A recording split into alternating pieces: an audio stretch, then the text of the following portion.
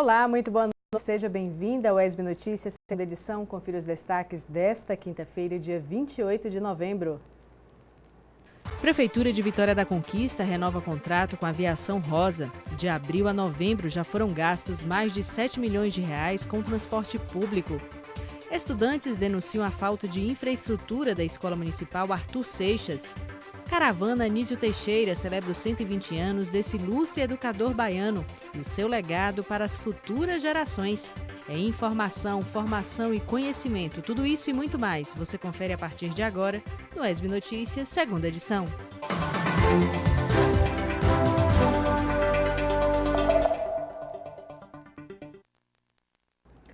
A Prefeitura de Vitória da Conquista renovou o contrato com a Aviação Rosa. De abril a novembro já foram gastos mais de 7 milhões de reais com transporte público. Esse é mais um episódio da situação do transporte no município. A repórter Samara Dias traz as informações. O primeiro contrato com a empresa Aviação Rosa foi assinado no dia 9 de julho deste ano, para operar em 5 linhas do lote 1. O valor foi de mais de R$ 1 milhão. Tem alguns quebrados, né? Alguns ônibus quebrados, às vezes as cadeiras quebradas. Os horários estão todos desregulados, os ônibus passavam. Eu moro na cidade serrana e eu pego o ônibus do IFBA para o curso. Eu ficava 20 minutos, 30 minutos esperando o ônibus. Já aconteceu de eu ir para o ponto 6 horas, eu precisava estar no curso 7 horas e 7 horas eu não ter pego o ônibus. De 14 de abril até hoje, a Prefeitura já gastou mais de 7 milhões de reais com o transporte. Para esse vereador, os valores chamam muita atenção. É uma aplicação de recurso público, retirando do erário investimentos que deveriam ser destinados a melhorar a qualidade da merenda em nossas escolas, o sistema do transporte escolar para alunos e professores, melhorar o sistema de iluminação, investir nas vias públicas, está sendo jogado no ralo. E o que não se vê em Vitória da Conquista? Não se vê o transporte irregular sendo combatido. Por meio de decreto, a Prefeitura renovou o contrato com a empresa Aviação Rosa até janeiro do ano que vem, gerando gastos mensais com a operação de mais de R$ 2 milhões. Sobre uma licitação de uma nova empresa que passaria a operar em caráter emergencial no lote 1, ainda não existe um prazo para que o edital seja lançado. A gente tem feito aí, tem reunido todos os esforços para dar início ao processo licitatório e então, até que se licite, que esteja pronto para operar uma nova empresa em caráter de concessão, esse contrato ele vai ser renovado. Nessa semana, o Plano Municipal de Transporte foi apresentado durante uma reunião do Conselho Municipal. Segundo o coordenador, algumas alterações nas linhas serão realizadas e algumas delas poderão deixar de existir. Das primeiras providências que esse estudo vai ser tomada, digamos assim, baseada nesse estudo, trata-se do processo licitatório. Então, nós tivemos informação para planejar uma saúde, durabilidade aí ao longo do paralelo. A gente começa a fazer ajuste nos parâmetros agora da... O plano apresentado poderá prejudicar os usuários, conforme o representante do Poder Legislativo. É urgente a necessidade que o Tribunal de Contas do município atue.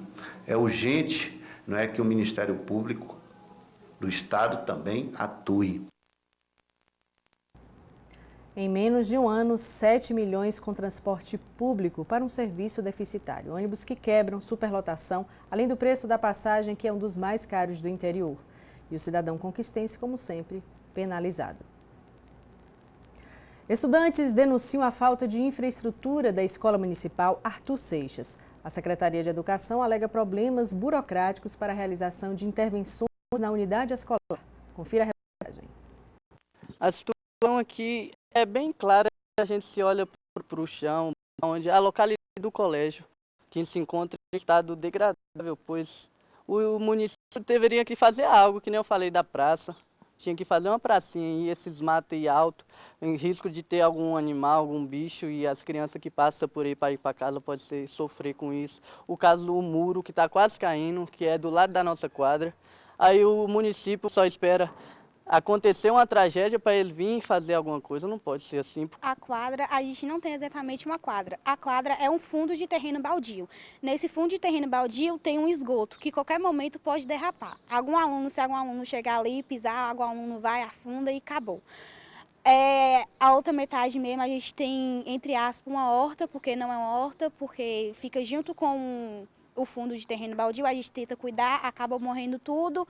Às vezes a diretora tira dinheiro do bolso dela, às vezes tem trabalho para a gente fazer, aí ela tem que tirar do bolso dela, porque às vezes não tem cartolina, ela tem que comprar tesoura, lápis, cola, essas coisas para dar para a gente fazer. E que nem mesmo o livro.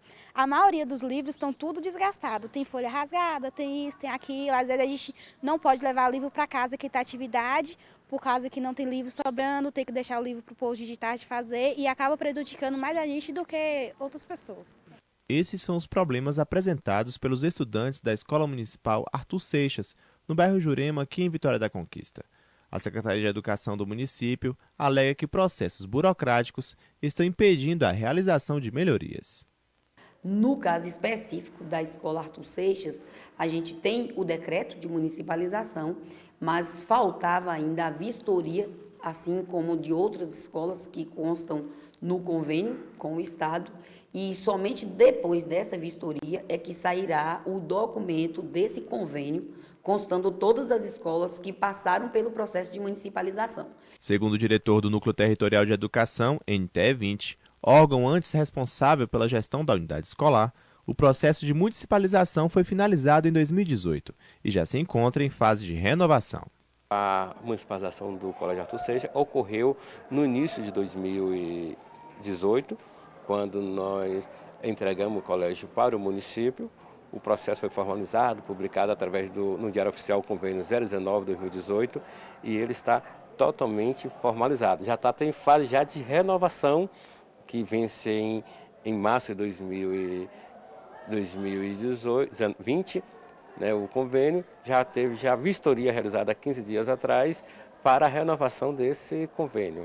A Secretaria Adjunta de Educação do município garante que melhorias serão realizadas na unidade escolar. A gente pede aí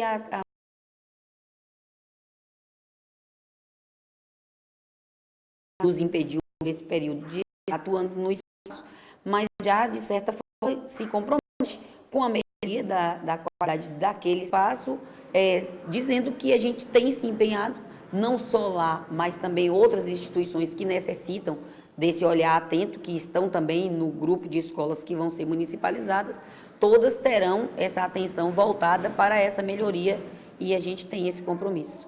Enquanto isso, os estudantes aguardam as melhorias.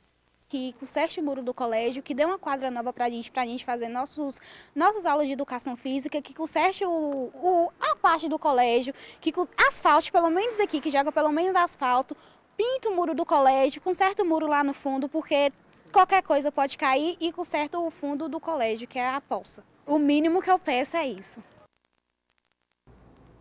E sobre as queixas de pais e alunos a respeito das demandas de responsabilidade de outras secretarias municipais, os órgãos se manifestaram por de nota. A Secretaria de Mobilidade Urbana informa que nos próximos dias fará o parolamento com acréscimo de cascalho em locais necessários nas vias danificadas e que já se encontra previsto e contratado junto à EMURC a execução da obra de rede e drenagem pluvial no trecho. A Secretaria de Serviços Públicos informa que constantemente há ações de limpeza no bairro Jurema, onde se localiza a Escola Municipal Arthur Seixas, e acrescenta ainda que foi marcado para esta quinta-feira mais uma atividade de limpeza na localidade. Agora chegou a vez da previsão do tempo.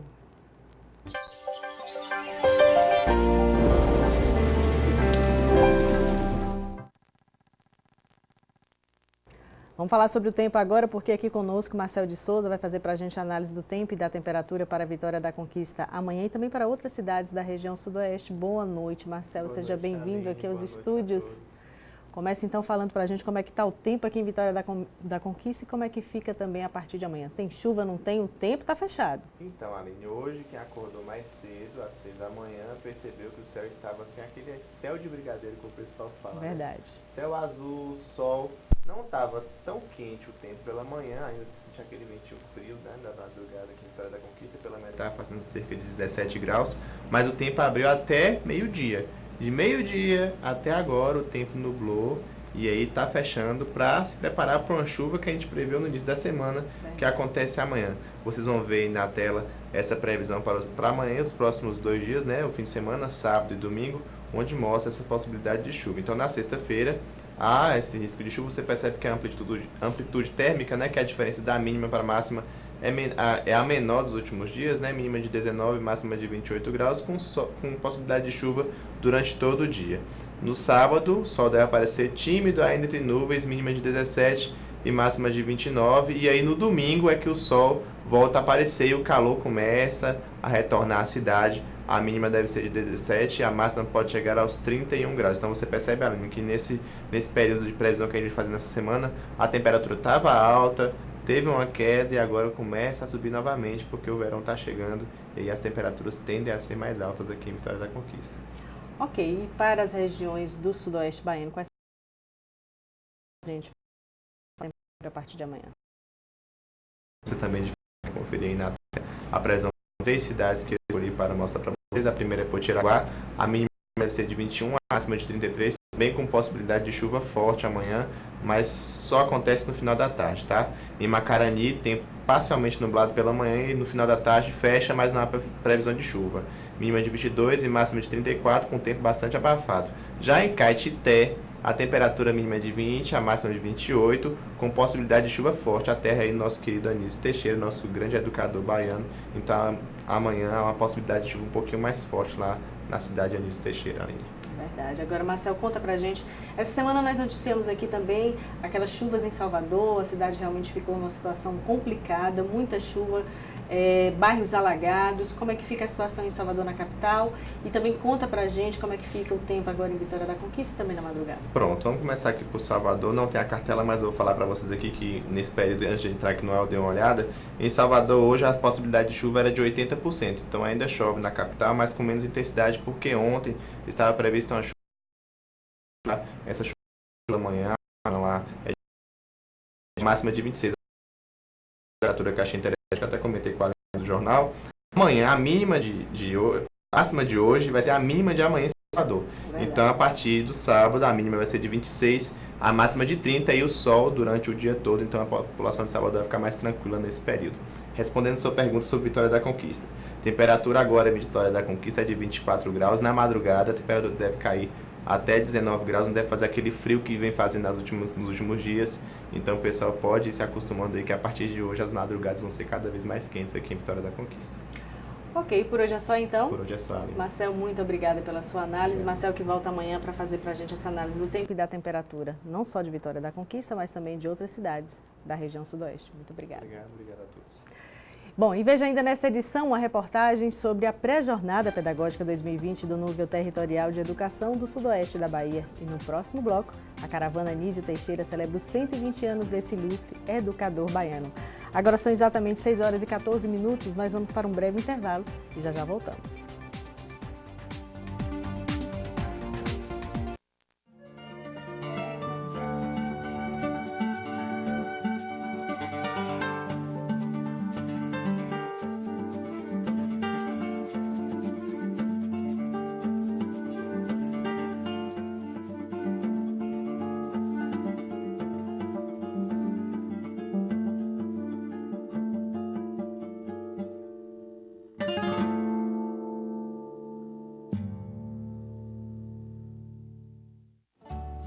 Obrigado por compartilhar mais um sorriso. Obrigado por permitir que famílias inteiras renovem as esperanças. Obrigado por possibilitar que mais uma pessoa tenha saúde para agradecer e para fazer parte desse gesto. Obrigado. Doar sangue é sangue. De gratidão. É simples, é rápido e faz bem a todos os envolvidos.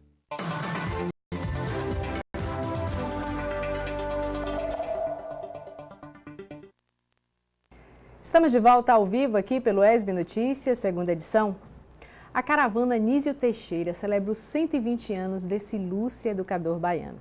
e o seu legado para as futuras gerações. Quem conta essa história para a gente é a repórter Jeane Sampaio. Em comemoração aos 120 anos do nascimento do educador baiano Anísio Teixeira, foi realizada a primeira etapa de uma caravana que teve como ponto de partida a cidade de Salvador, passando por Jequié, Vitória da Conquista, com destino a Caetité, terra natal da referência para a educação. Na UESB, campus de Vitória da Conquista, o descerramento da placa memorial da caravana 2020, ano Anísio Teixeira, marcou as atividades. Anísio Teixeira, ele é uma pessoa identificada com a história da educação do Brasil. Só que ele tem um diferencial. Anísio Teixeira era principalmente um formulador para estruturas públicas, sistemas públicos de ensino. A iniciativa teve como proposta discutir com as universidades e os estudantes as contribuições de Anísio Teixeira para a educação. Na UFBA,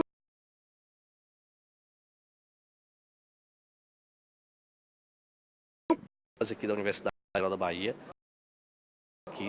é um orgulho em campus, inclusive, tem o nome de Anísio Teixeira. Tem as ideias educacionais de Anísio Teixeira, que são presentes em nossa vida e em nossa vida enquanto educadores. Em 2020, terá várias atividades acadêmicas, premiações e celebrações como parte da caravana em todas as universidades da Bahia, que tem a missão de trazer à memória o legado de Anísio Teixeira. A caravana representa um marco importante para o desenvolvimento de políticas afirmativas para assegurar a todos o direito à educação. E aí é extremamente importante a gente resgatar a figura e a memória desse grande educador, que foi um grande pensador, mas também um excepcional realizador. A mão de Anísio está em praticamente todas as inovações da educação brasileira durante o século XX. Agora vamos aos destaques do nosso Giro de Notícias desta quinta-feira. A estudante de jornalismo Carla Lima traz as informações. Boa noite, Carla. Boa noite, Aline. Boa noite para você que acompanhou o UESB Notícias segunda edição. Começa o giro desta quinta-feira com notícia importante. A Diretoria de Vigilância e Saúde, por meio do Programa de Controle de Endemias, preparou uma programação voltada para a Semana Nacional de Mobilização de Combate ao Aedes aegypti, entre os dias 2 e 7 de dezembro. O objetivo principal é conscientizar a população para manter os reservatórios livres de criadouros do mosquito, tirando apenas 10 minutinhos do dia para fazer sua parte e proteger a sua casa contra o mosquito, responsável pela transmissão da dengue, zika e chikungunya. A programação conta com exposição de maquetes para demonstração das condições do criadouro do mosquito, encontrados em domicílios, apresentando situações adequadas e inadequadas. Além disso, os agentes de educação, professores e alunos das duas escolas farão visitas de porta em porta com distribuição de material educativo, para alertar a população quanto aos riscos oferecidos pelos mosquitos e medidas de prevenção para evitar a transmissão. Olha só um evento importante para a Vitória da Conquista. Neste sábado, o SEMAI será palco da Feira Cultural Afro-Brasileira, que marca o encerramento da terceira edição do evento, desenvolvida pela Secretaria Municipal de Educação. O evento acontecerá das 8 da manhã às 5 horas da tarde. Durante a feira, o público vai prestigiar os trabalhos de 800 alunos de 20 escolas municipais acerca dos países da África Atlântica. O material é resultado do conteúdo trabalhado com os alunos em sala nos últimos 3 meses. O objetivo da terceira edição foi abordar a influência e os intercâmbios realizados entre os povos localizados na região da África Atlântica e no continente americano, em especial no Brasil. Por hoje é só, voltamos com você, Aline. Obrigada, Carla. Olha só, novembro é o mês de conscientização e prevenção da diabetes. A campanha alerta para os problemas associados à doença, alta mortalidade por doenças cardiovasculares, AVC, complicações específicas como insuficiência renal, perda da visão, alteração de sensibilidade nos membros inferiores e consequentes úlceras e amputações. Para falar com a gente sobre este assunto, aqui conosco Fabrício Lauton, ele que é oftalmologista, um dos organizadores de uma ação de saúde que será realizada neste sábado na Praça 9 de Novembro, aqui em Vitória da Conquista.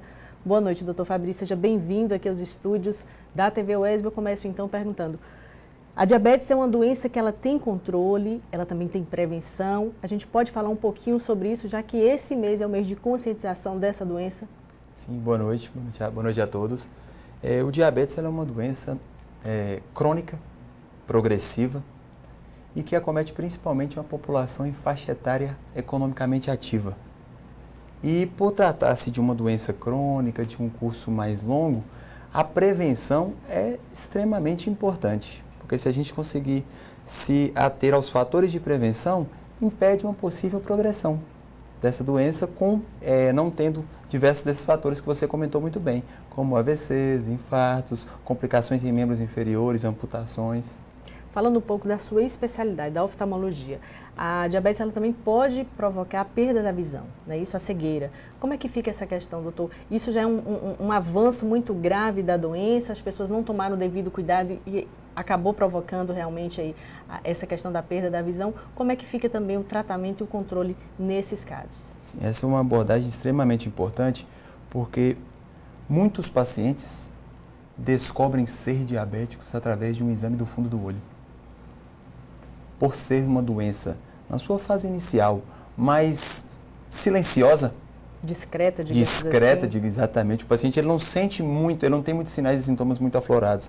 E quando vai ao oftalmologista, por alguma queixa de baixa acuidade visual, quando é examinado o fundo do olho, consegue-se ver já alterações relacionadas ao diabetes.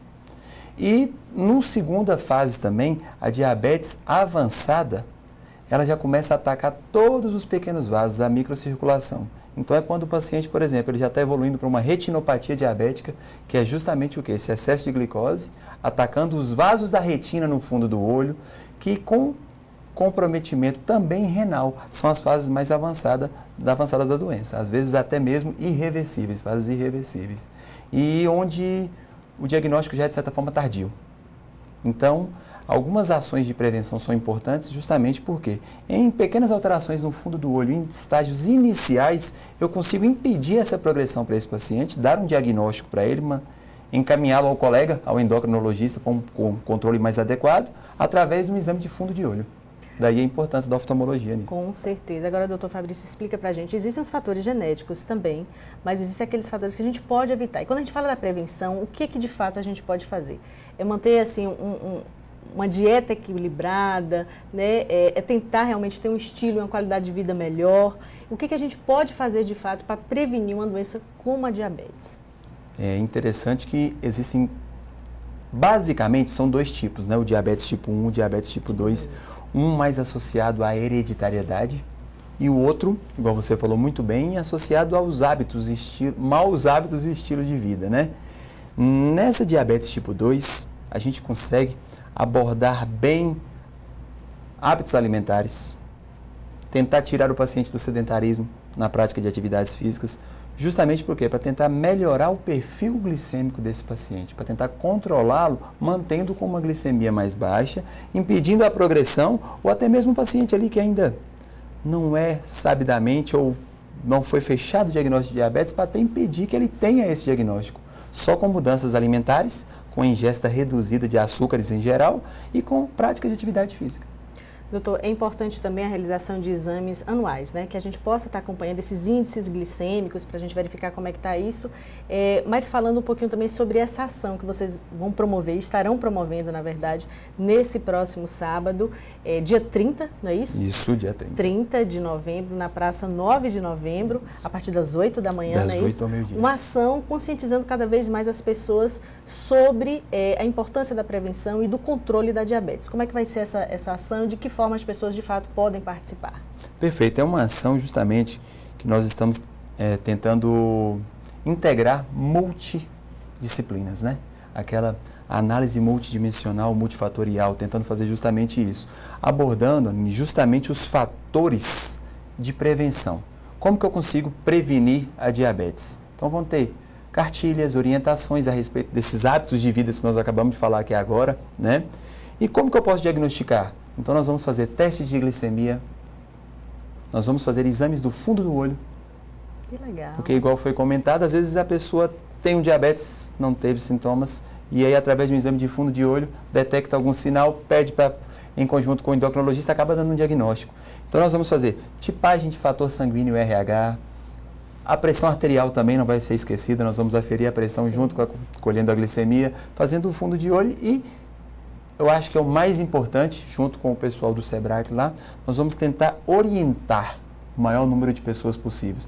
Eu acho que esse desconhecimento a respeito da própria doença é o que deixa muita gente de ter o seu diagnóstico, sabe? Às vezes a pessoa está sentindo alguma pequena coisa, acha que às vezes por falta de conhecimento, acha que aquilo é normal, né? Isso é inerente ao próprio envelhecimento e às vezes não é. Tem uma doença mais grave, crônica e silenciosa na fase inicial que está ali por trás agindo. Doutor, para a gente finalizar, é uma doença crônica, Isso. Ela tem controle e esse controle, a partir de medicamentos, é possível se manter uma qualidade de vida estável. Sim, perfeitamente. Através desse controle, a gente consegue manter o paciente estável com uma taxa de glicemia baixa para não atingir os órgãos-alvos. Atingir o olho, atingir os rins, a vascularização periférica toda, né? Que é o mais importante. Mantendo estável, o paciente, ele de certa forma, estando estável com o diagnóstico de diabetes, ele vai ter que se preocupar com outras doenças. Com o diabetes está tranquilo. Vai estar tranquilo. Isso. Que notícia boa.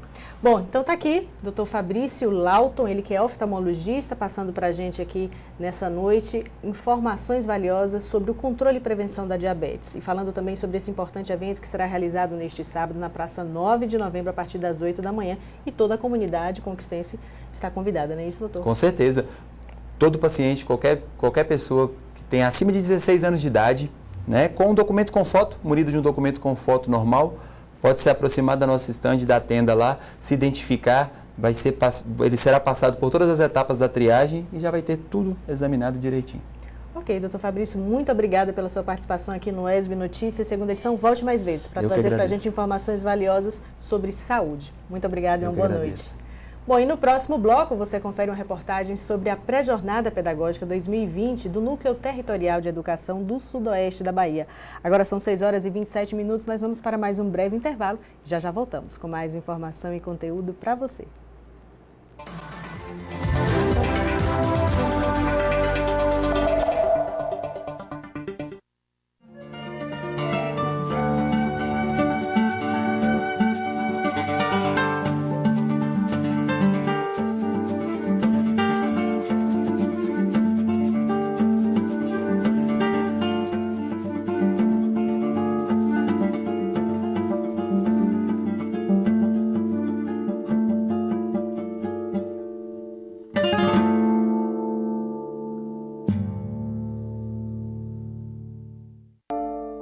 Se um mosquito aparece, é sinal de atenção.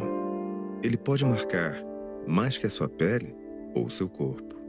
Um simples mosquito pode marcar uma vida e um simples gesto pode salvar. Elimine os criadores do mosquito transmissor da dengue, zika e chikungunya. Proteja a vida. Governo Federal.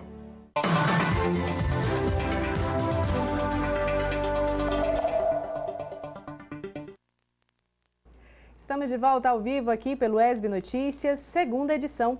E amanhã a Secretaria de Saúde, com o apoio das voluntárias sociais da Bahia, fará a entrega das próteses dentárias e dos óculos da Feira Cidadã. A repórter Samara Dias traz as informações. Olá, pois é, amanhã aqui em Vitória da Conquista vai acontecer a última etapa da Feira Cidadã. Serão entregues óculos e próteses. E quem vai conversar com a gente sobre esse assunto, trazer mais detalhes, é a Adriele Almeida, que é integrante das voluntárias sociais aqui da Bahia. Olá, Adriele, tudo bom? Fala um pouquinho pra gente como é que vai funcionar essa última etapa da Feira Cidadã aqui em Conquista. Certo. A Feira Cidadã, ela é um sonho, né, concretizado da primeira-dama do Estado, Dona Aline Peixoto. É uma realização do governo do Estado da Bahia, juntamente com a CESAB. E já estamos em sua 34ª edição, né, com mais de 350 mil atendimentos, onde todos esses atendimentos, aquele que mais é acentuado, né, o serviço mais acentuado da Feira Cidadã é a oftalmologia, onde foram contemplados mais de 30 mil pessoas com a cirurgia de catarata. Amanhã, em Vitória da Conquista, a gente está entregando 1.735 óculos, né, 230 próteses dentárias. Adriela, é importante a gente lembrar que todos esses beneficiados que vão receber as próteses e os óculos de amanhã já passaram por uma triagem aqui no mês de julho, quando a Feira Cidadã esteve aqui em Vitória da Conquista, e todos eles devem ir amanhã para pegar o óculos, pegar as próteses. Como é que é?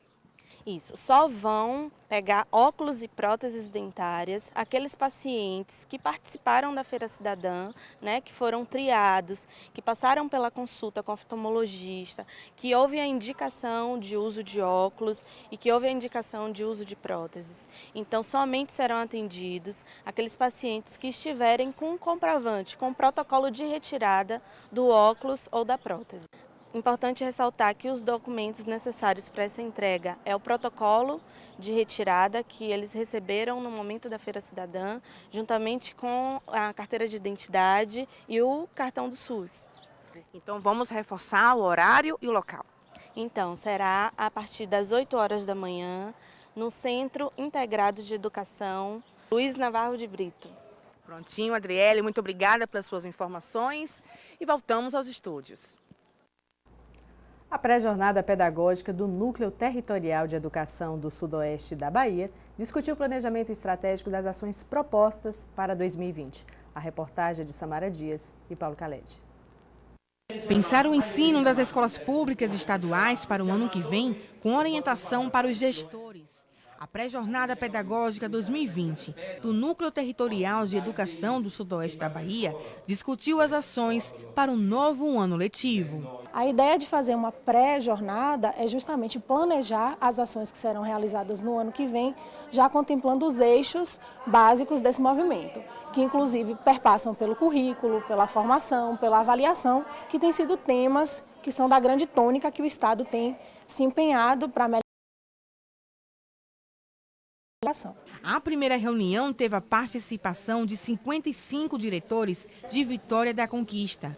Já a segunda contou com a presença de representantes de 70 escolas, dos 23 municípios que fazem parte do território da NTE 20. Durante o encontro, os educadores realizaram uma avaliação do ano de 2019. O Estado sai como uma espécie de vanguarda, né? Sai à frente de alguns outros estados porque realiza um sistema próprio de avaliação em que ele mesmo reflete sobre a qualidade desse ensino e dessa aprendizagem, e a partir desse sistema de avaliação que é do próprio estado da Bahia, ele reflete também sobre a qualidade da educação em nível nacional.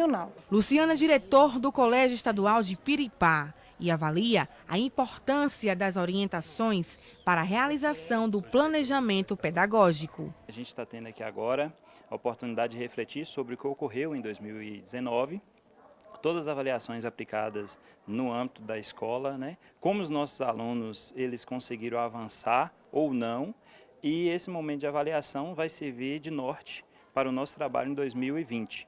A nova base comum curricular que entra em vigor no ano que vem também foi discutida.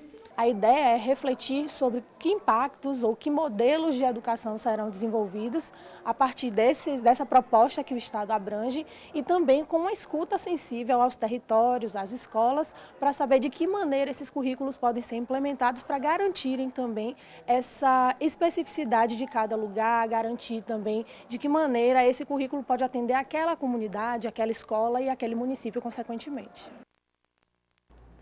E o ESB Notícias, segunda edição, fica por aqui. Para rever essas e outras informações, acesse o nosso site surte.esb.br.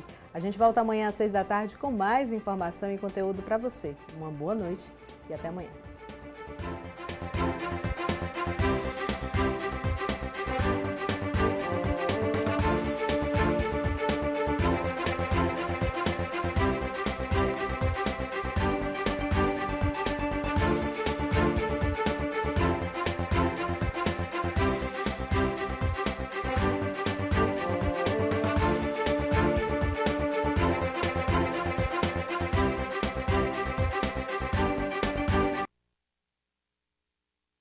Baiana, baiano, índio branco, mestiço negro, com ginga, com graça, na raça, que acorda, trabalha, de nascença, de coração, de exatas, de humanas, na praia, montanha, com sol e chuva do gueto, da pista, com fé, que pede e agradece. As mina, os mano, as mona, diverso.